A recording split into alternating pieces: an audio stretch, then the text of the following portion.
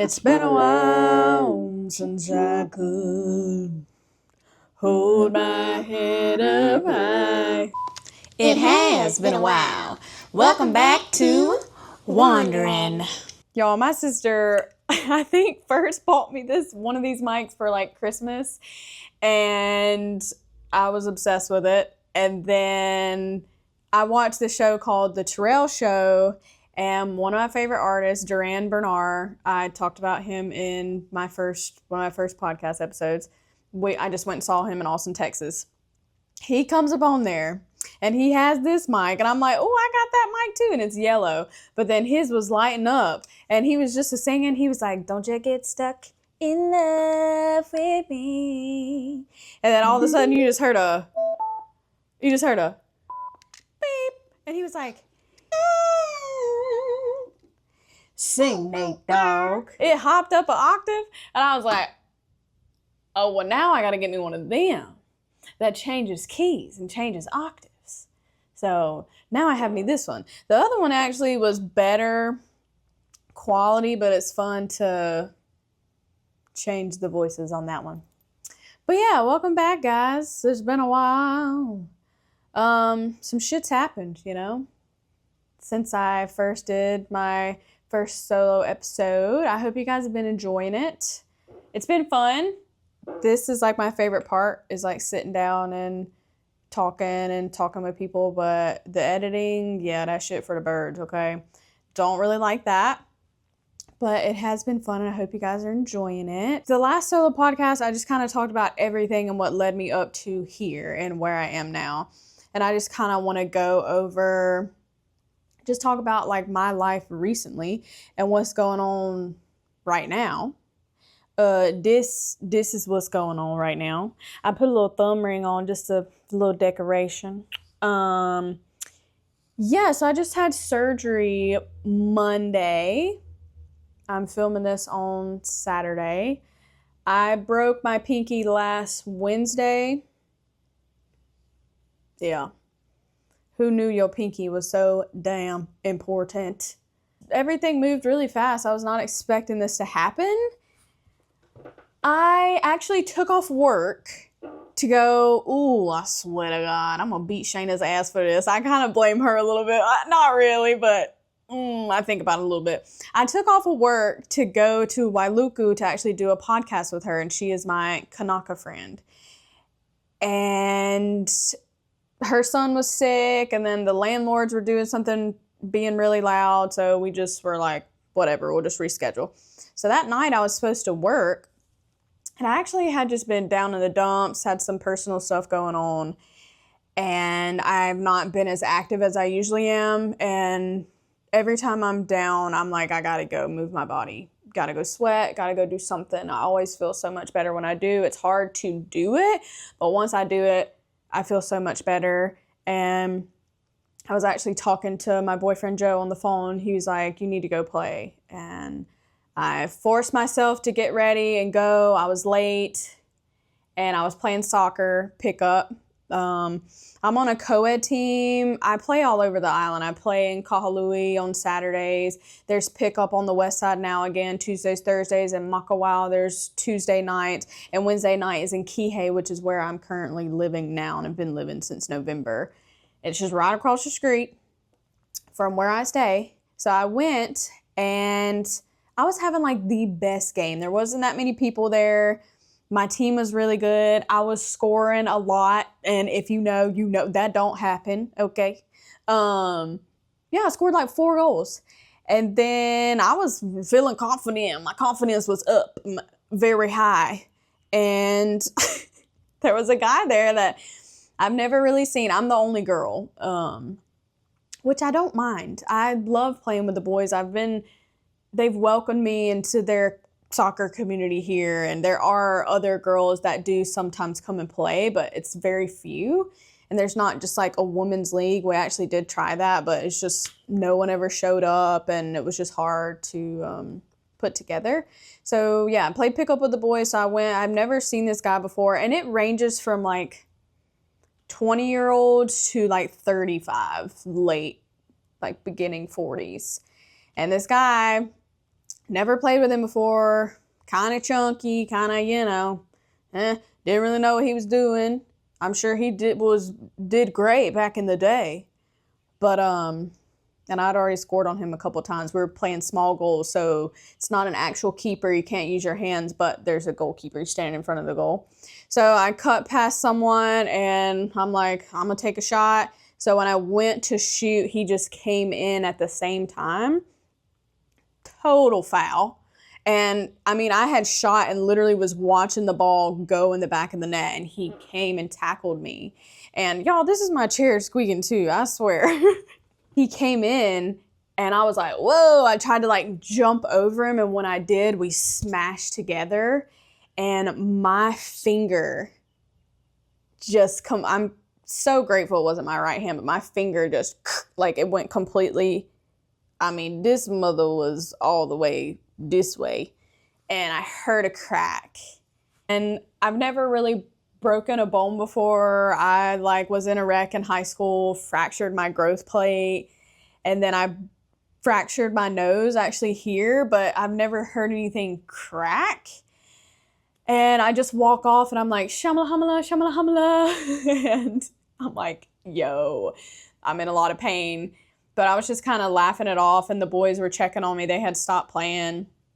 And they were like, it looks questionable. It wasn't kind of in the right position. And yeah, I was like, y'all don't stop playing because of me. I mean, y'all keep playing. But they stopped, and I was like, all right, I'm going to go back and ice it because I had work the next day. And yeah, I'm just sitting there. I called Joe. I'm like pretty much laughing. I'm like, E.T. home, like just acting stupid. That's how I usually handle trauma, which is probably not the healthiest thing to do. And then it was like 10:30 at night. I was just sitting there. It was getting so black and so big. And I was like, I'm just going to go to the ER now so I know what's going on. And they got me back there quick, did an x-ray. And he was like, it's broken. Awesome. And he was like, I'm going to refer you to an orthopedic. I mean, I didn't think anything of it. I'm like, okay, it's broken. They put me in this little splint thing. And I called and tried to get a orthopedic appointment. It's really hard on the island because there's only like one of every one here. And I thought it was going to take a long time, but then they ended up calling me. It happened Wednesday night. They called me Thursday afternoon at 3:30 p.m. The surgeon called me, hey, Macy, like I'm looking at your x-ray. Have you ever had surgery before? This, that, and that. And then she's like, I have an opening at 1 o'clock tomorrow if you want to come in. Huh? Yeah, if you want to come in for surgery. I have it open at 1 o'clock tomorrow. Ma'am, surgery for my pinky? Tomorrow. It's 3:30. I'm supposed to work and do normal life things. Like, take me out on a date or something first before you just trying to get me undressed and put me under. Damn. So she was very, very aggressive. She could tell I was shocked and it was not what I was expecting. So I went and saw her just for a consultation Friday, went by myself. She was very pushy. I felt very pressured and I had like the weekend to make the decision. And I was like, okay, I guess I'm going to do the surgery. Like she was saying there was a chance I won't be able to close my fist or have like normal grip. So I went in and did the surgery Monday morning. Didn't really talk to her. Definitely didn't talk to her after. They say she's very good at her job. Let's hope so. Because I don't see her again until August the 11th. So I'm wrapped up in this mug until August 11th. I'm just like pissed off because Friday and Saturday before my surgery, I went to work. Okay? I went to work in my little black splint that I had on, which wasn't as crazy as this. And I worked and I felt okay. I'm like, it's healing and I'm not in that much pain. Now I'm in hella pain. Like my brother-in-law was like, how's the finger? I said, it feels like There's people in there doing double dutch with lightning bolts, okay? That's how it feels. Like, I don't know if the nerves or whatever. I mean, I still can't feel him, okay? He's still dead. It's been 5 days. So, yeah, that's kind of what's been happening. I'm just hoping for the best, and I'm ready to be healed. I'm counting down the days till August 11th. I cannot do anything. I cannot work. My restaurant job won't let me. So, yeah, life is lifing right now, and I haven't really been motivated to do this. I want to do it for you guys and for me. I think it's good to, I'm glad I have something to do when I am about to be down for a while. And this is when I start becoming so grateful for my health. And the little things I be taking advantage of, like flossing. Damn. I've been practicing with the string, flossing, and I've gotten real good, but yeah, I can't floss. You know, when you don't want to go buy toothpaste and you got some left and you can roll the tube up and squeeze it. No. Putting sunscreen on my shoulder today, that was so funny. My whole right shoulder is just white because I couldn't rub it. It's the little things. Putting my hair up. Yeah. Don't take advantage of your health and your body. Be grateful every day that you can use your little things like your pinky because it matters. So that is life recently. So I'm going to be having a lot of time on my hands until August 11th. I just want to kind of talk about where I am and what kind of happened after the fire. So a lot of you guys know the fire happened 2023, August like the 8th, 2023. I lost my job, my car, my boyfriend lost everything. We were at his house that day and we evacuated. And we went up to my house up north, which was like barely 10 minutes up the road. And that kind of changed our lives here for sure.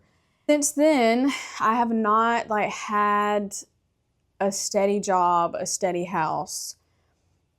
Me and Joe were, because I had some drama with my house that I was living at the time, and me and the other guy that was in there, we moved out around the same time because things got sketchy and weird with how much the rent actually was. We never saw the lease, and typical if you're renting out drama. So we both moved out. Me and Joe were staying at the hotel on the west side, the Hyatt, for a little bit. They were housing people that had been affected by the fire. And we were there for a little bit. It was really, really hard. People were hurting themselves because everyone was had went through something really traumatic. A lot of people lost loved ones, and it was just really bad and sad.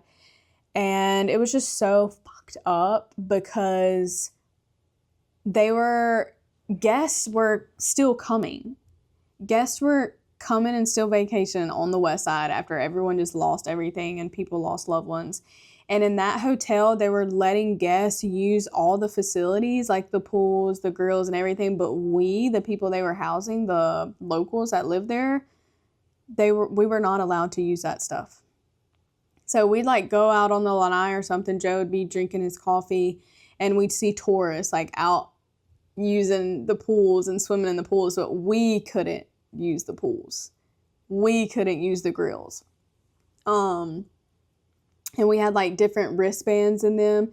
And Joe had dogs at the time. And he had 3, but he had to put one down after the fire because she had cancer. So yeah, just imagine you lose everything you've ever owned and your whole life is just completely turned upside down. And then you have to put your dog of 13 years down. Yeah. Lovely. So yeah, we'd go in the elevator and we'd have different wristbands and Joe would have the dogs, and then we'd be right by a tourist that was on vacation a month after tragedy had just set in on the west side. It was so weird. So like people just look at you and like pity you. It was the weirdest thing ever. My manager had a friend who she was going to Oahu to get her firefighter license or whatever you would call it. And so her room was going to be open for like 6 months. And I got so lucky and blessed. She price matched me and I got to live in that house, a 1-bedroom, 1-bath, beautiful little like ohana connected to this other family's house. So ohana is, say you have a house and then you have another like little 1-bedroom, not completely attached, but right beside it. That's what they call ohanas out here. But this one was attached. Yeah, so I was in the hotel, moved into that place for 6 months, and then she was coming back and I had to move out. I was so sad. And then I was moving in with my friend Justin over here on this side in Kihei out of Lahaina because I didn't have anywhere else to live. Oh no. I moved at the farm first. I moved at this farm my friend had at the time. And it was just like a little house, lots of potential, not for me at the time. The bathroom, you have to walk out to go to the bathroom outside. The shower is outside. It's like a shared kitchen and everything. It's definitely hostel vibes, but the view is unreal. It's really beautiful up there, but the place that I moved in was disgusting. Like I was cleaning up, there was bugs everywhere, spiders, just mice. Like it was like, oh my God, I just went from this really nice 1-bedroom, 1-bath for 6 months to this. And I did that because I was trying to get housing help to see if I could get that paid for by like MEO housing. And I just couldn't do it anymore. And the housing thing didn't work out. So I was going to move in with my friend Justin. And he lives on this side in Kihei in his apartment. Moved everything in. Oh God. Moved everything in. And then I got approved for this housing. I'm at like the Hale in Kihei. And I came to meet with the lady and she was like, I can give you the keys today if you're ready. So my friend was so upset. Oh my gosh. I still paid him what I owed him because I felt so bad. I was like, I'm just going to pay you for this month and then move in because I had already committed. I mean, I didn't sign anything, but we're still really good friends. He was my manager at Verizon, but he literally right across the street from me. I was just with him yesterday. So then I moved in here and that is where I am now. And this is where you guys are seeing me in. I got 2 beds. That's why Amra was like, I ain't sitting on the beds and doing no podcast like some porn star. He's so ridiculous. But so this building was actually used to be a hotel. And then it was for missionaries. And they use this building for a church called Hope's Chapel. And they have church here on Sunday mornings and during the week. They also have like an English service and then a Filipino service. And it's pretty cool. I mean, they're using, I think the government in Hawaii is fucking stupid. But this is actually one positive thing that they're doing to help people that were affected by the fire. Like they're housing everyone and they also let this be a place that, you know, people can come and go to church and worship and have fellowship. So yeah, this is where I'm at now. I'm in Kihei. I've been in Kihei since November. I miss Lahaina so much.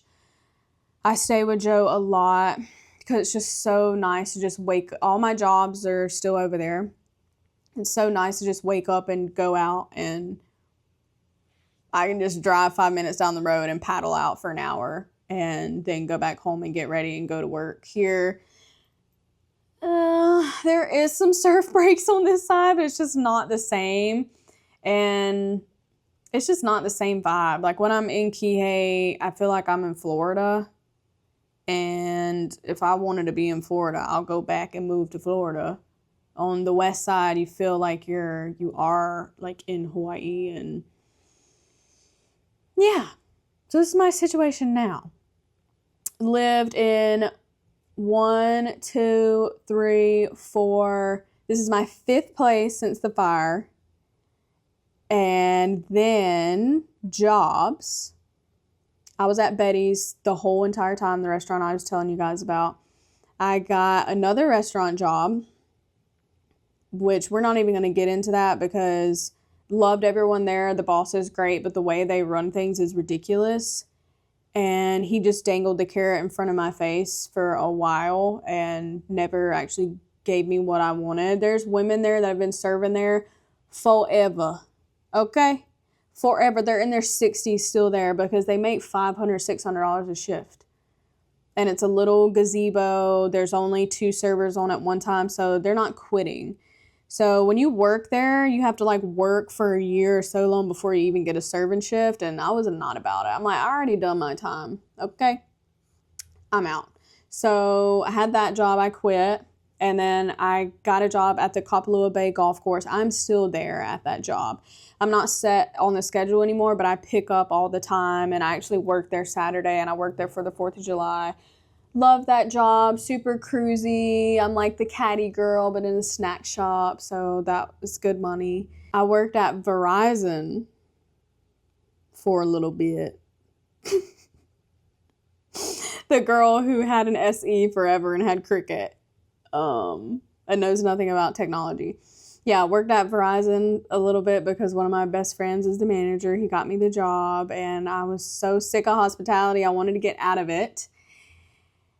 And yeah, I was there for a little bit, and then when I left this in May to go on my trip, I quit. I quit the day before I left, and that is going to be talked about more on mine and his episode together because he wants to talk about Verizon. And yeah, so I did that, which was cool. I really like the sales aspect about things, but the tech stuff, no, it's just not for me. And I just got another restaurant job, like serving 2 days a week at this place in Lahaina. And yeah, then this happened. And I got hurt. And I just started like 2 weeks ago. And the restaurant is not letting me work. So I was like, I can move really slow with like one hand, but yeah, it's just not ideal. And then last week I also had an opportunity to do this vendor. It's for this lady's clothes. It's like 100% cotton, handmade, organic, bamboo. Super cool, like boutique to sell at markets. And I would be working the vendor. And I went and tried it out before I had the surgery, and I really liked it. And I was supposed to start this week, but yeah, I'm not supposed to do anything. Y'all might think, oh my gosh, she's living in Hawaii. She's got all this money, blah, blah, blah. Girl, just because I'm living somewhere does not mean I got a lot of money and does not mean I have it all figured out, okay? I'm trying to make it work just like everybody else is trying to make it work. But I would rather be struggling and broke and be here than be struggling and broke and somewhere else in podunk country, okay? So I mean, pick your battles, pick your poison. I choose this. So, yeah, I struggle, but I also make really good money here. Like, I'm not going to make the type of money I make here anywhere else. So, but I am on this new journey of trying to find another career. Okay? If anyone has any advice, remote jobs, anything, please send it my way because I cannot bar and serve anymore. I just cannot do it. I don't have the patience. Just like at the golf course Saturday. If you walk straight up and you go, can I get 6 Coors Lights? I look at him, I go, hey, how are you? And he was like, oh, hey, good, how are you? I'm like, good. You said you wanted 6 Coors Lights? Yes, please. That's better. Like, I'm not some robot fucking going and grabbing your beer out of the cooler. Just like when I go up to the table, hey guys, how are we? Yeah, can I get a happy hour Mai Tai? Can you get a motherfucking broken pinky up across your jaw, bitch? And then every time I do it, I think I was like, hey, good morning. Yeah, can I get or not? Or I'll do like that. I do not care. I do not care. I don't. Okay? This is why I need y'all's help to help me. Like, I need another career. I know this sounds bad. I swear to God, I'm a really good worker. I'm a really good employee. Like, I do what I'm supposed to do, and I'm not lazy, and people love me. Some people don't, but most people do, okay? Because I'm real, I'm genuine, I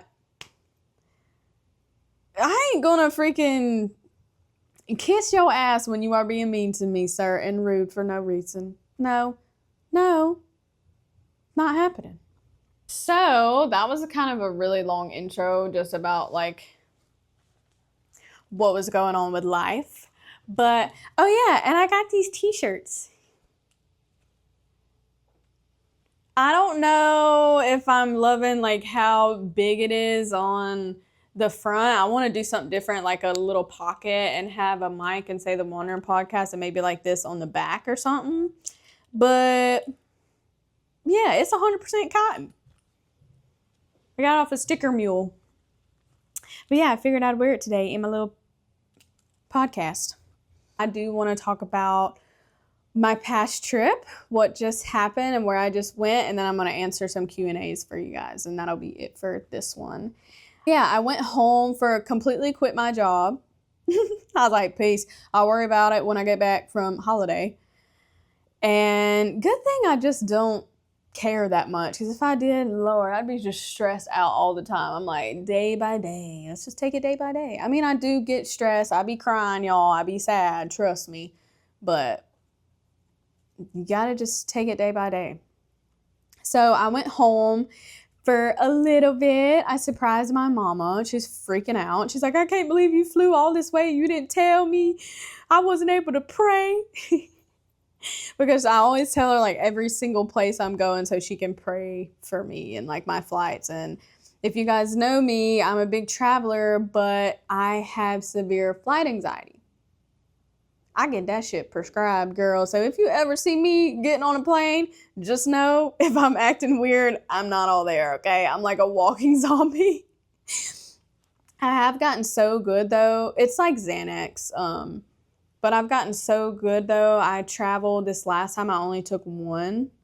And that just kind of calms me down. 2 knocks me out. 3, y'all gonna have to wake me up and drag me off the plane to get to my connecting. So I've definitely cut back a lot, and it feels good because when I first started, I was taking 3 or 4 at a time. And I guess the good Lord was just with me, helping me get through my connectings and stuff, because sometimes I wouldn't even remember like my stops. Yeah, I sound like a drug addict right now, but they're prescribed. Don't come for me. And a little bit about how that happened. I don't know. I never had much flight anxiety. I mean, turbulence scared the ever-living shit out of me. I remember when I flew from Oahu to Melbourne, my first time to Australia, the turbulence was so bad. We were flying Jetstar, super cheap. We were all the way in the back. Oh my God, it was so bad. And I was fucking freaking out the whole entire time. And that was just kind of like, whoa, like turbulence, I'm not good with that. And then on my way home, I was flying with United. COVID was still going on. There was like no one on the plane. This is a huge plane. I mean, it was like, I swear it was like 6 seats in the middle and 4 on each side. This was the biggest plane I had ever been on. I was flying from Sydney to LA, I think, and then LA, I can't remember my route, but I get on the plane and I'm always have my hoodie on and mask or something, because I feel safer when I'm like can't see. Like if I'm going down, I don't want to see it. I just want to go. And I don't want to remember anything. I get on this plane and I'm just like, I like can't breathe. I'm like freaking out. There's no one on this plane. It felt so eerie. And I had this weird like irrational fear that I wasn't going to make it home. Like something was going to happen and I wasn't ever going to make it back to Mississippi after being in Australia for a year. And I was legitimately having a panic attack. Like I couldn't breathe. I asked the flight attendant for some Sprite. They were like keeping an eye on me because I was like hyperventilating.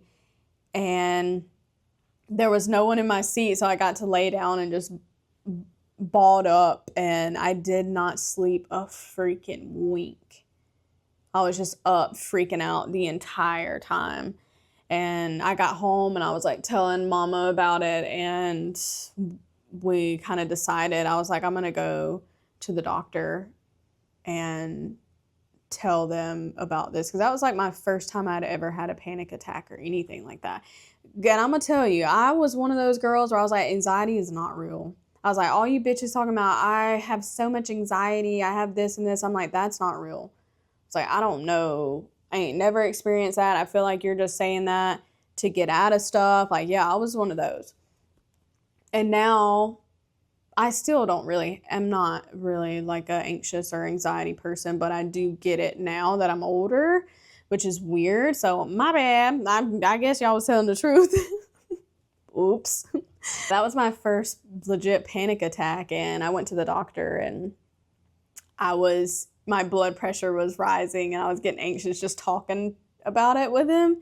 So yeah, they ended up prescribing me Xanax. So yeah, every time I fly, I take some little medication, but I couldn't let that stop me from traveling and seeing the world, because I knew I wanted to, but I knew if I didn't get some help, I wouldn't be able to. And now it's been a couple years, and I'm super proud of myself. Like when I flew to the other island, which is only like a 40-minute flight, I didn't take anything. So those little baby steps are good for me. They're like little wins. I'm like, woo, I didn't have to take a drug to fly this far. So, but on the long hauls, yeah, I be taking them. One or two. I went home and surprised my mama. I got to see my nephew's graduation. It was a really good time home. Got some crawfish. And then I went to Austin, Texas, and that is where my first episode was with Jay. We were in the La Quinta in downtown Austin. It was super cheap, obviously, because when we went in there, the bed has cigarette burns in it. And then Jay said the shower was like a lily pad. Because when you stepped in the shower, like the thing just squished down. Oh man. And it smelled really bad in there, but whatever. We stayed there for cheap, and we weren't in the room that much. And when I slept, I like slept in my clothes because I was scared of the of the sheets. But it was a good time. We went on the lake and we paddleboarded for Memorial Day. We loafed around a lot. And then our last night, we went to the Duran Bernard concert, and it was amazing. Loved it. My personality and the things that I say are not original. I'm not original at all. I get everything from movies and quotes, and half the shit that I was saying on this last one was from him. Like when I ended with that's the shit I'm talking about right here. Yeah, that's him. He did that. It's like, my mind is just full of, shit that doesn't matter, but makes life more fun. We did the concert, and then we came back to the hotel and we did the podcast that night. And then I got like 20 minutes of sleep, and then I had to be at the airport at 4 a.m. And then I flew into Costa Rica, and I met Joe, my boyfriend. I met him at the airport in Costa Rica. He picked me up. He had to go because he had already been in Costa Rica for like a week on this little retreat. And he picked me up, and he went and dropped the truck off that he had. And then we walked across the border, okay, into San Juan del Sur. And he had his backpack and a big old surf bag with like 3 surfboards in it. And he only used one. But I had a rolly bag and then just a little backpack. And it was a good little walk. So let's just say that. In the middle of the day, it's hot, and you have to stop and show your passport. I swear we showed our passport like 3 different times. The cops are just standing out there checking. And then you go through like immigration. You have to pay like $1 or $2. And then you have to go through another immigration, and finally you're through. And then you had to walk again to get another truck that he rented out. And yeah, and then we had to do the same thing coming back. The trip was super fun. I definitely have to go back. Central America is so cheap. I want to do more of Central America and more of South America. I was only in Costa Rica for a day at a Tamarindo, and we didn't really want to be there because that's a super touristy spot, but we were going to try to surf, but it was really flat. So we just kind of like loafed around and ate and stayed at the Airbnb and then went back to the airport that morning. So definitely have to go back there. I didn't get to explore a lot, but in Nika, we surfed a lot. Nika was awesome.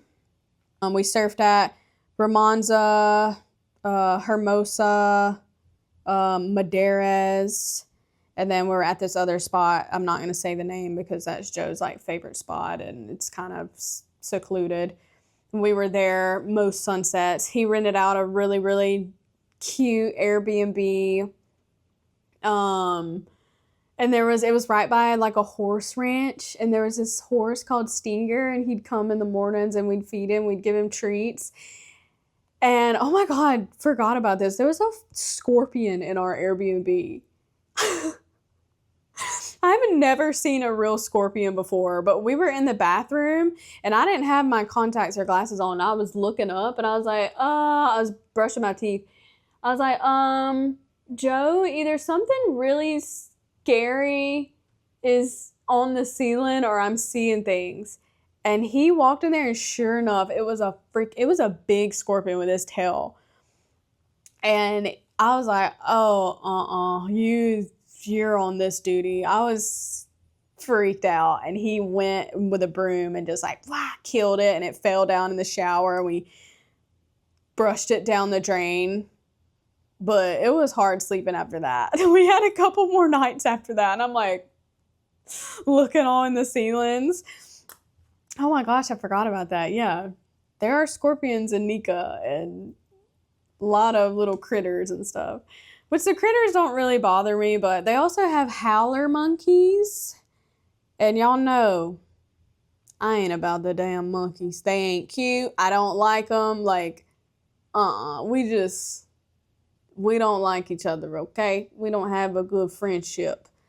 And I was sleeping at night, but they don't come down. They're not like the monkeys in Asia. They stay up in the trees and do whatever.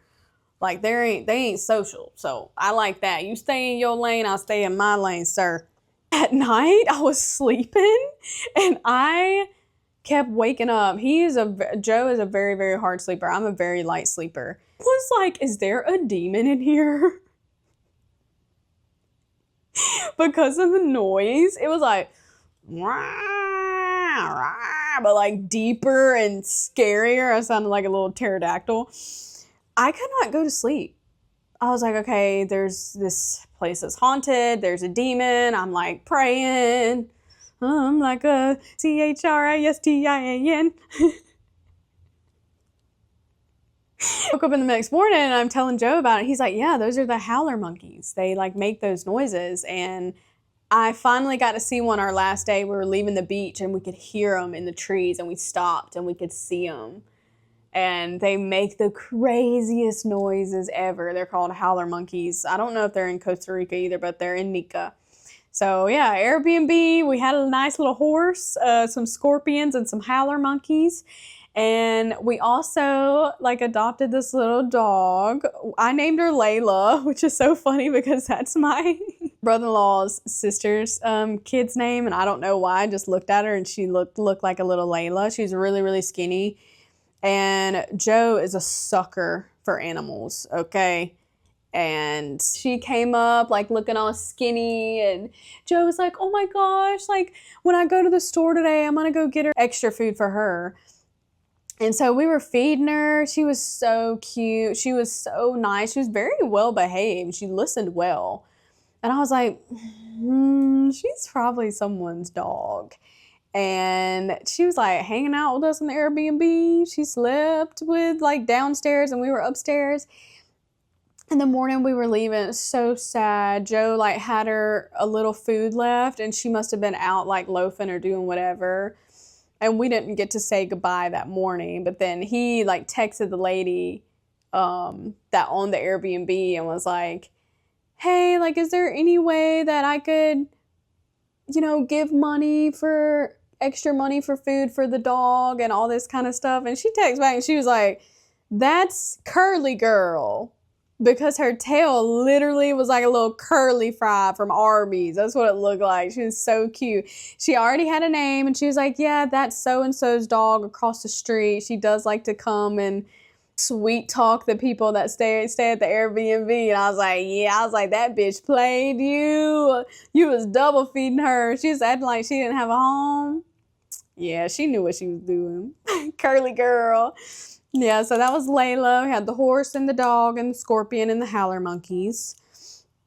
But Nika was really cool. We surfed the entire time. I went to some cool local spots. Joe would go to this butcher shop down the street, and God, he'd get pounds and pounds of meat steak for cheap, like $40. And I don't even know how much we got, but so much.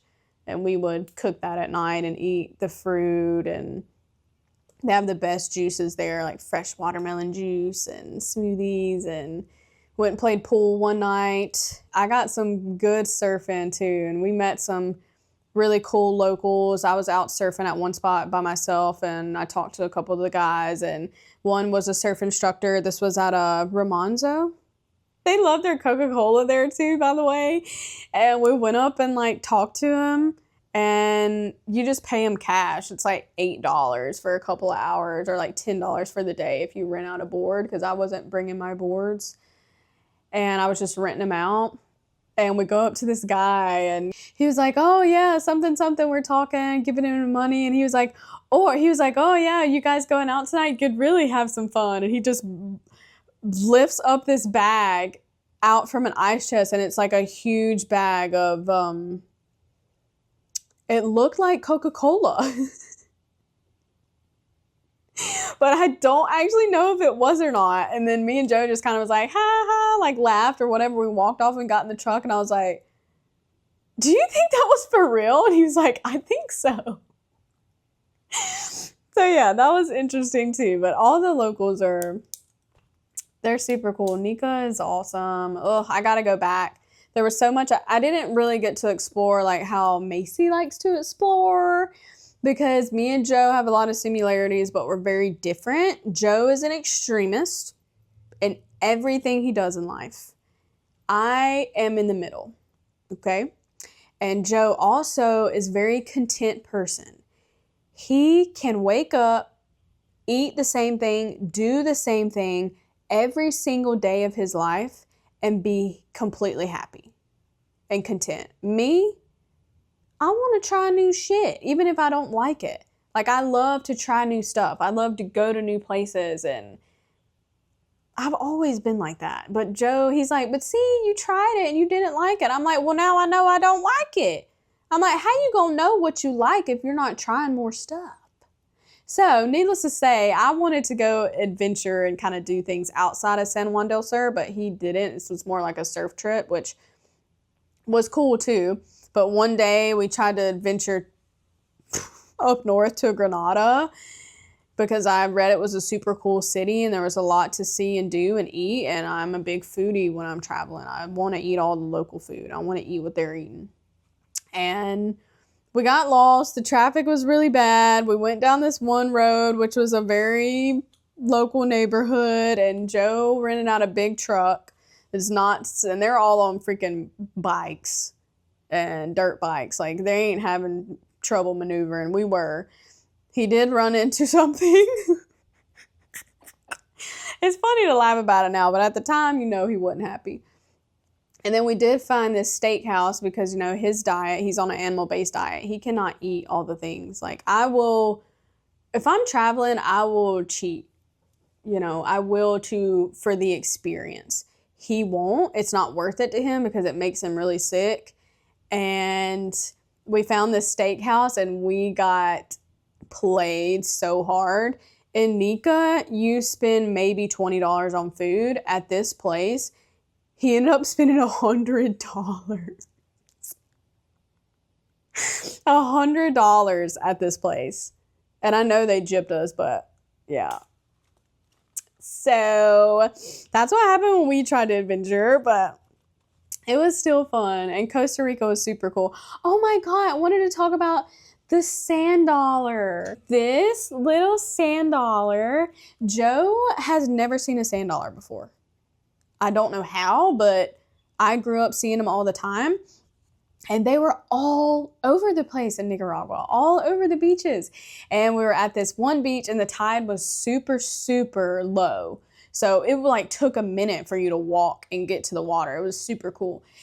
And I see this sand dollar, and I'm not this one, but I see this sand dollar and I pick it up and I'm like, oh my gosh, it's like purple. It's like gray. I've never seen a purple gray sand dollar before. And Joe, he has no idea. He's just listening to me jabber and we're just walking on the beach. And then I keep looking and looking and I was like, well, I'm like wondering now all the facts about sand dollars. Like, how do they eat? How do they breathe? How do you know if they're dead? How long can they live out of water? And then I just start freaking out. I was like, I gotta go to the truck and Google, get my phone and Google these things because now I'm just super curious about sand dollars. I get to the truck and I get my phone and I'm Googling and I'm like, how do you know like sand dollars are alive? And it's like, if they're still alive, they'll be like purple and gray. And if you pick them up, it might leave like a yellow stain on your hand. And they can't live out of water for long. And I look at the big sand, it was huge. It was a huge sand dollar and it was purple. And I was like, oh my God. And I throw my phone down. I lock the truck door. I'm sprinting as fast as I can. I have this sand dollar in my hand. I mean, the water's far. And all these locals are just looking at me. Of course, I'm in my thong bikini, my ass and titties everywhere. I'm running, I'm sprinting, I'm running to the water. And and Joe's just sitting there in his little squat position, just chilling. And I run past Joe and he's like, and I freaking frisbee that sand dollar back into the water. And he's just looking at me all crazy. And I go up to him and I was like, I think I murdered him. He wasn't dead already. I think he was still alive. He was purple. And I don't know, little man. If he's still there living it up in Nicaragua, I hope he is because I tried my best. But this one was completely white when I got him. So he was RIP. And that was the only one I got. But yeah, if you see a freaking sand dollar and it's purple and gray, don't pick him up or help a play out. Put him back in the water. He's not dead.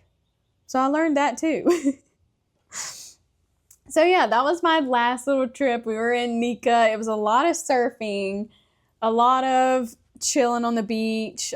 We did go play pool one night, and then Costa Rica, we were on the beach and we went and explored and walked down to this other beach, and yeah, it was really nice. I definitely have to go back. There's so much in Nica that I didn't do, and I was in Costa Rica for a day. Like, I have to get back soon, hopefully. Doing this is making me want to travel so much more.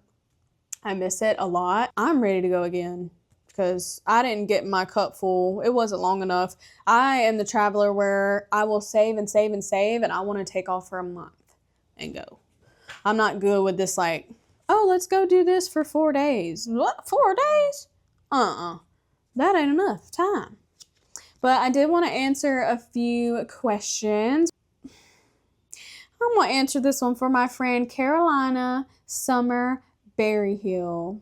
There's your name drop, Pooh. And she would ask this question. What place has the best shopping? I honestly wouldn't know because I don't really shop when I go, and I'm usually traveling with a backpack. So I can't fit everything in. But I would say Australia. Their thrift shops are called op shops, and they have the coolest shit. The women dress the best that I've ever seen in Oz. I know they dress amazing in Europe too, but Oz is like different. It's like a mix of beach and European. And it's just, it's all over the place. There are so many different styles in Oz. It's amazing. They have the best clothes there. And I didn't really buy anything cutesy there. My style that can't even express my style because I don't have the money to express my style. The things that I think are so cute, like I want to dress how they dress on RuPaul's Drag Race every day. Just go into the store. Like if I could, I would because I love being extra and shit like that, but I just don't have the money to. So this is what you're getting. But yeah, I would say Australia for sure. Bali too. Bali's got really, really cute stuff, but Australia's just different stuff. I really liked it. Are you scared of sharks when you surf? Have you ever seen sharks while surfing? I have never seen a shark here, y'all. Ever. I saw a black tip out at Baby Beach, and all I saw was the tip. His little fin. And they won't hurt you. They won't bother you. But no, never seen a shark. Am I scared? If I get this weird, eerie feeling, I'll get out. And me and Joe are also completely opposite surfers. He likes to have a break all by himself and surf alone. Not me. I have surfed alone maybe once or twice, but I get in my head when I'm by myself. When I'm with a bunch of people, I'm like, the odds are maybe in my favor. There's a bunch of other people out there. Maybe he'll pick them first. Who knows? So I kind of think like that. And when it's a really good day, I'm not thinking about what's in the water. There's too much to think about. You're thinking about catching waves and thinking about all the stuff you have to do, getting out of other people's way, paddling out.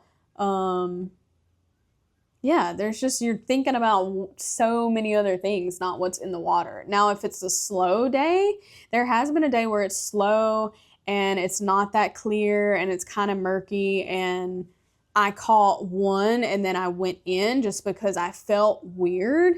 And I always if you feel weird and you have a icky, eerie feeling, just get out. Like, your body is probably doing that for a reason. So I just listen to how I feel.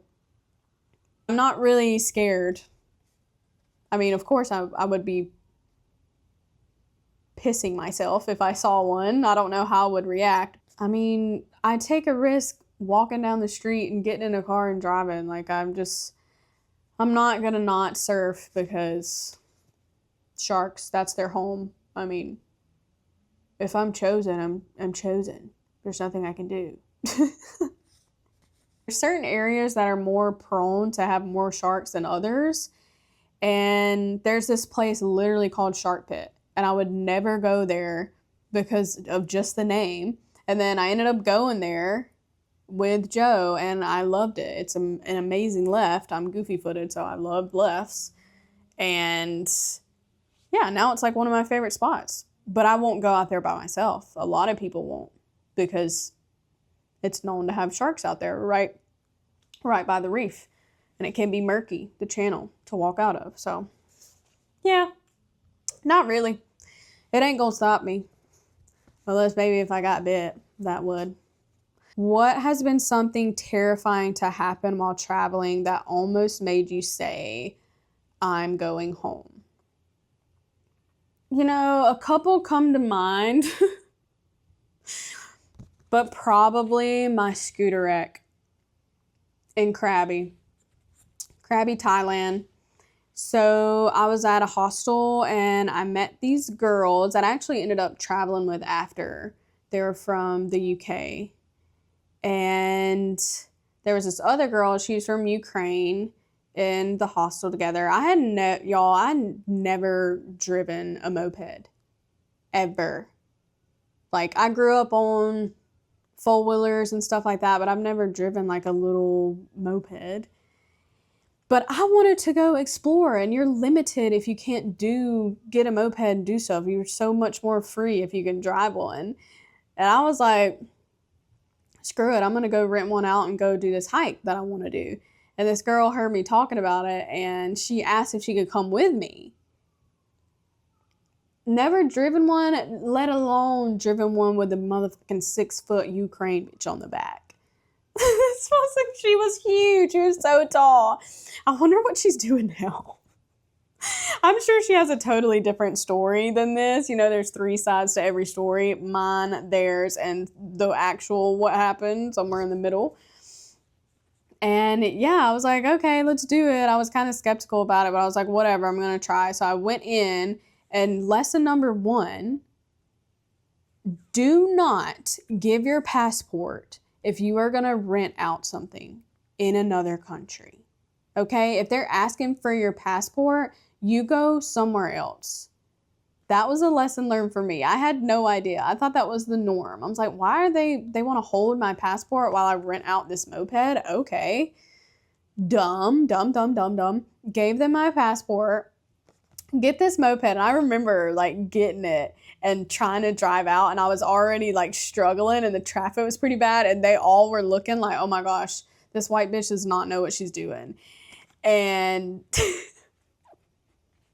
and when we were driving, I did pretty good. I mean, my turning was kind of scary because, I mean, like I said, no exaggeration, she was like 6 foot tall on the back, and then there was me, little 5'2" nothing, never driven one of these in my life.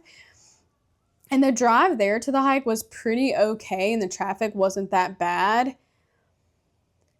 And we made it. And I was like, okay, awesome. Well, I've driven here. I can definitely drive back. And we do this hike. This hike was pretty gnarly. There was like one point where you have to grab a rope and like climb up. My legs were shaking because it was pretty intense. But it was cool once we got there. The view was really, really beautiful. Was it worth that? Questionable. So we go back down, and we're like, well, let's stop somewhere and like hop in some water. So we're driving, and we stop at like this little beach, and we get in the water and we chill, and then we're going to go back to the hostel. So mind you, I'm driving the same damn way that I had already went, and I'm driving, and it's like a curve, and I'm just driving, not thinking anything. And then all of a sudden, it's like not turning, and it's like it pulled straight, and there was a sign. I don't know if it was a stop sign or what kind of sign it was, and we just ran right into that sign and just immediately dropped down in this huge like ditch. I mean, I don't even think I would consider this a ditch. I don't know what it was, but we dropped down.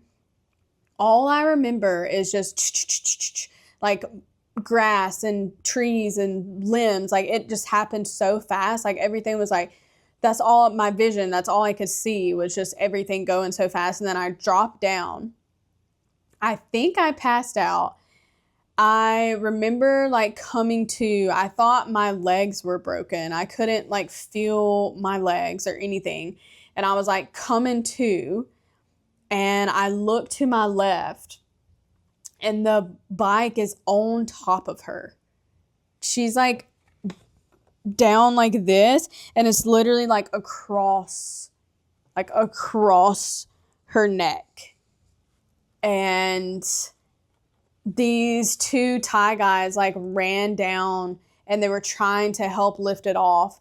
And then I came and tried to help lift it off, and then I felt like I was going to pass out. And I was super dizzy. I was seeing spots. So I stopped helping. I'm like walking around like this. I'm trying to climb out of the ditch. I climb out of the ditch, and they got the bike off of her, and she climbs out too. We're just like super shaken up. Like she's crying. Like I don't think I was crying. I was in too much shock. And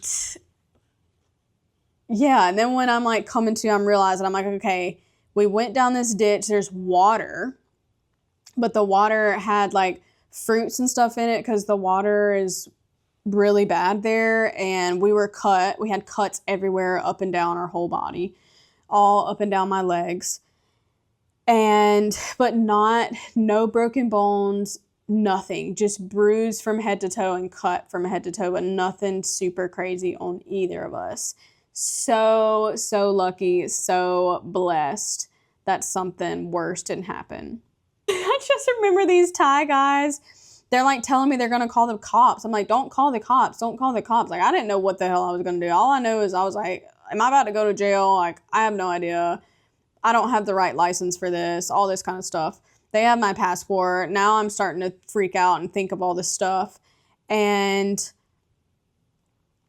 then they took me inside their house, which their house, you know, they don't have a lot going on. It's like a little hut. And they were like, here, you can go in the shower and like shower off. And I went inside this little house and tried to shower off, and they're just sitting there and they're just like staring at me, and they're like, are you from America? I'm like, yeah. And they're like, LA? I'm like, no. And they hand me a cigarette, and I'm sitting on the porch with these two Thai men, and we're just like smoking a cigarette, not really trying to talk a little bit in broken English, but nothing's really going through. I just will always remember this part. And they were super nice. Like, they genuinely were just trying to help. And here comes the cops. This one main cop, he seemed like the sheriff of Krabi, sheriff of the town. And they loaded the moped in his truck, and we sat in the back of his truck. And I was like, I have no idea what's about to happen. Like, and he drove us to the place where we rented the moped out. And we got out, and they take the moped out, and they like take a picture beside the moped, and they're like, I guess they were posting it in their local newspaper, like, another white Westerner wrecks moped in Thailand or something. I could only imagine what the article said. And we get there, and they pretty much were like, you're not going to get your passport back unless you pay for this. And they took it to the shop, and they're like, we'll let you know like how much it cost. And they pretty much, you know, screwed us over, of course, to get our money. Said it was totaled, which I'm surprised. I mean, it maybe was totaled, but they were driving it. They were driving it around right after. Like, I don't know. It was beat up pretty bad in the front, but it was definitely still drivable. And they said it was totaled, and we owed like $600 American, which is a hell of a lot of money over there. I'm like in my mid-travels. Like, I don't have that much money. I'm roughing it up. So does she. She has a whole rest of her trip to go. She was going to Bali and stuff. And we ended up splitting it, 300 and 300. And we paid. I made a damn scene in that moped place. I just remember because he spoke English. I was like, I know you're scamming us, blah, blah, blah. Just wasting my damn breath. Should have paid the money and get my passport back and get out of there. But yeah, we paid the money, and I got my passport back, and I was supposed to leave that hostel like the next day and go somewhere else, but I could not move. The next morning we were in so much pain, like we couldn't move at all. And I probably stayed in that hostel for a couple more days just to kind of get my bearings and cry and and let my body heal. And yeah, the tears definitely didn't hit me until the next day when I was like, holy shit, like that's so scary. That could have been so bad. And I didn't tell anyone, like any of my family, for a while. I am the type of person, well, I used to overshare a lot, and one thing my therapist did teach me that's good is like Macy has to process things first before she can tell people and get all these other opinions.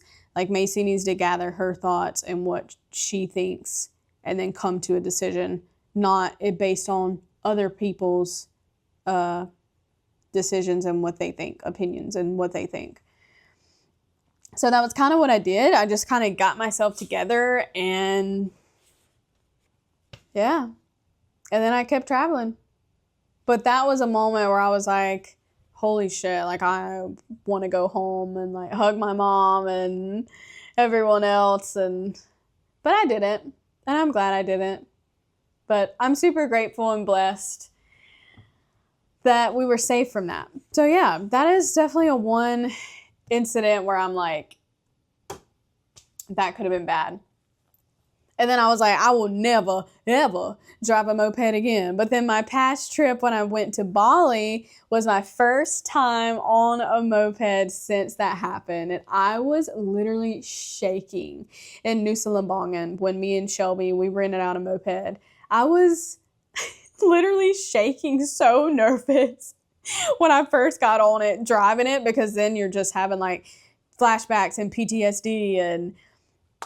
But then I got my confidence back, and then we went to Nusa Penida, which is hella sketchy for mopeds, and we probably shouldn't even have rented mopeds there, but I had full control. I felt confident. Will I be driving with someone on the back ever again? Probably not. It's a lot of responsibility, especially someone that I didn't know. But yeah. When we were in Nika, I kind of wanted to get one and drive around, but it's different there. They're more like dirt bikes because the roads are so bad. It's not really just regular mopeds on paved road. But yeah, I hope you guys have been enjoying this. If you guys have any feedback or comments or anything about my previous episodes, please let me know. I would love some feedback and more engagement of kind of what you guys think and what you guys really want to hear. Oh yeah, and I wanted to talk about the playlist. So I talked to my sister about this. I know I said that I was only going to do people that I had on the show, and I would ask them that question, what song reminds them of home, and put it on their playlist. But Melissa was like, I was trying to send my song. I thought we were a community. And I was like, okay, yeah, I do like that. So I do want this to be like a community. If you get this far in this, what song reminds you of home? And I want you to put it in the comments, message me, because I'm going to add everyone's song to the playlist, not just people that I have on the podcast. Because I do want this to be kind of a community, like a wandering community. And I want to hear what song reminds you guys of home too. And even if you want to do a little description of why it makes you feel, why it reminds you of home, or why it makes you feel the way it does, would be awesome too. I want to add all y'all songs to the playlist. So what song reminds you of home? Please let me know. I would love to add it to the playlist and listen to it. If you guys have any more Q&As, send them my way too. I love doing those. So keep wandering, no matter how lost you get, and keep listening to the songs that bring you home. How lame was that? Catch you on the next wave. Me, myself, and I, that's all I got in the end. That's what I found out.